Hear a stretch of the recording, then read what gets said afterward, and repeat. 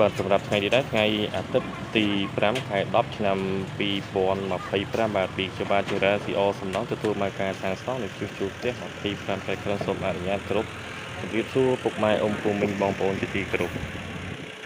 សម្រាប់ថ្ងៃអាទិត្យទី5នេះដែរម្ចាស់ផ្ទះគាត់បានដឹកសម្ភារៈពីភ្នំពេញយកបោកទុកនៅទីតាំងផ្ទះលំហែនេះជាបណ្ដាហើយបាទសម្រាប់ការងារសាងសង់ឬក៏ជួសជុលផ្ទះបាទតូចធំក្តី25ខែក្រុងពុកម៉ែអ៊ំពូមីងបងប្អូនទាំងអស់អាចទាក់ទងមកខ្ញុំបាទបានជារាស៊ីអសំណងទទួលមកការសាងសង់និងជួសជុលផ្ទះ25ខែក្រុងបាទជាចុងក្រោយក៏សូមជូនពរពុកម៉ែអ៊ំពូមីងបងប្អូនទាំងអស់មានសុខភាពល្អមានសុភមង្គលរកស៊ីទទួលទានមានបានគ្រប់គ្នាបាទ